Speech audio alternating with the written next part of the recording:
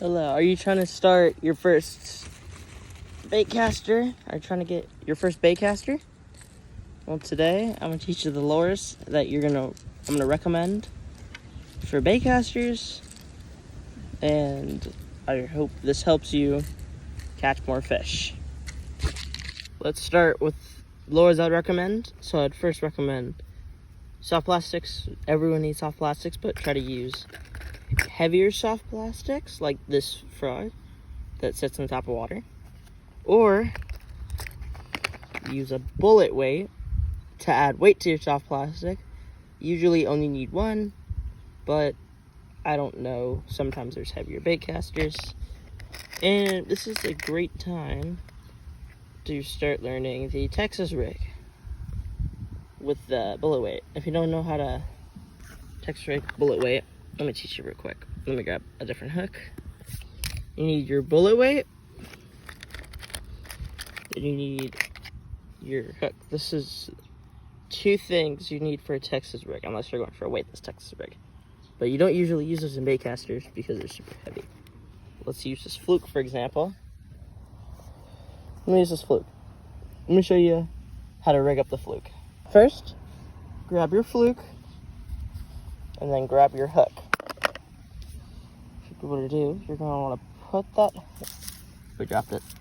What you're going to do, you're going to want to grab that hook on the top, and you're going to want to start piercing it down. Some of y'all might be thinking, wait, shouldn't you be piercing it up?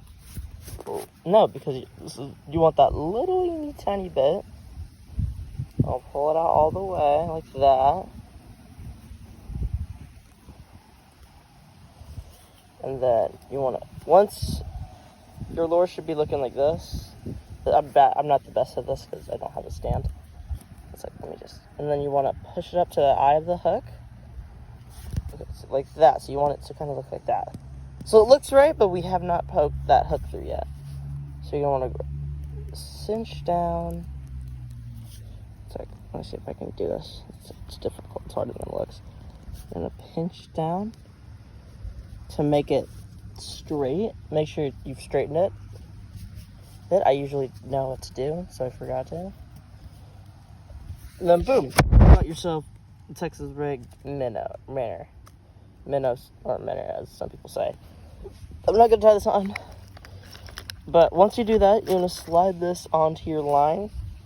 So you want to slide the bullet weight onto your line, and it should look something like this when you're done. The bullet weight kind of looks like a head to the Texas rig.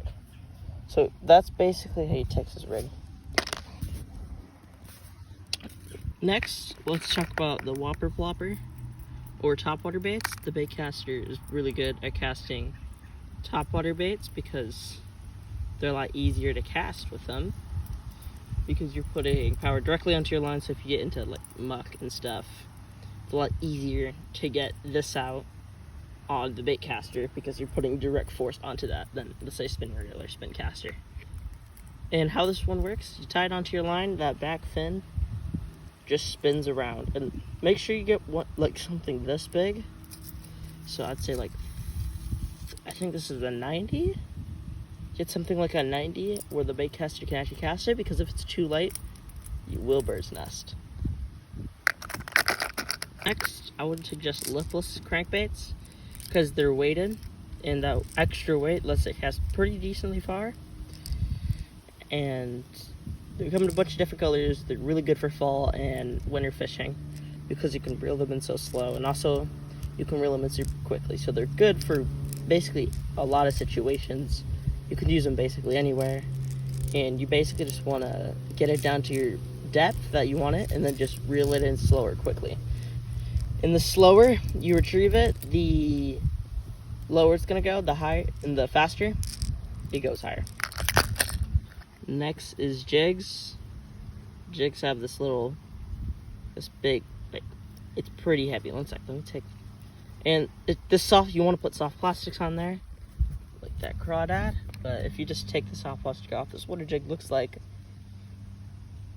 Pretty, I don't really like casting with jigs because I think they're a little too slow for me, but if you want to do some slow fishing, these are pretty great, I would say.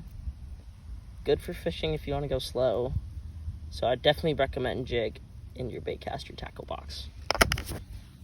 Next is crankbaits, or more lipped crankbaits.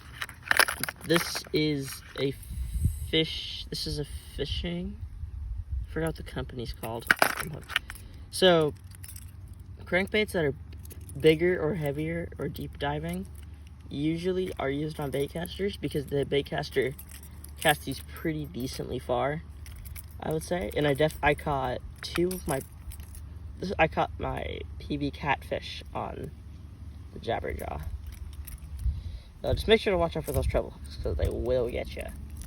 And then they have this bill. Usually attach it to the bill to make it dive. It's a pretty nice crankbait, I would say. I'd say it probably needs to be cleaned. It's not the cleanest, but yeah. That is the deep diving crankbait.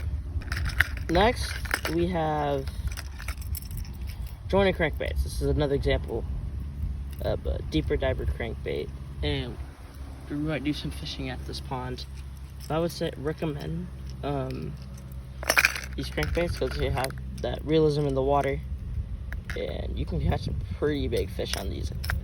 And the wonder what's called jointed is because the back tail moves a lot in the water to add that little bit of action.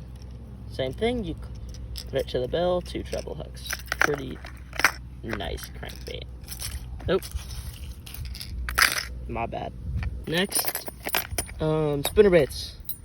These are good for if you just want to straight retrieve. You can definitely catch some giants on the spinnerbait, even though it's such a simple lure.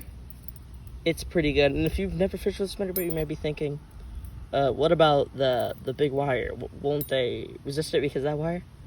No and yes, because sometimes they will see that wire will be like, okay, like they won't believe. They'll just think it's a lure. But sometimes you can get good reaction strikes because the bottom looks like a minnow. This is more BFS. So if you have more BFFs, I would recommend you can use your smaller crankbaits that you use on your spinning reels, for example. This rattle trap.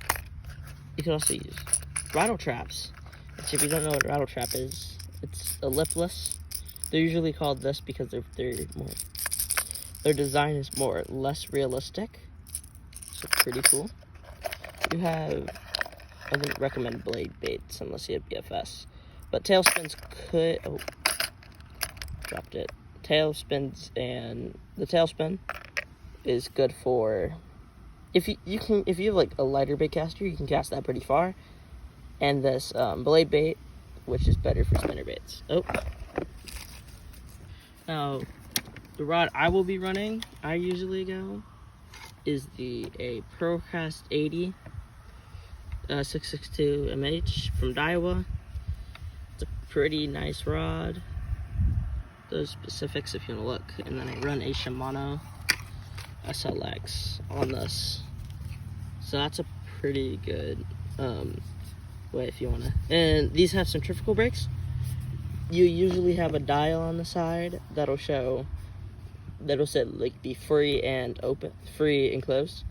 So that essentially means it won't slow down if it's free, and will slow down a lot more if it's low. So pretty cool. It's a nice rod. I have 15-pound line on it. Oh my god, guys, that's Tyler Weird Fishing. He's fishing. Wow. So impressive. Oh my god, is that a fish? No way. Ew. Oh my god, that's a smallmouth. Yeah. Oh my god, that's so impressive.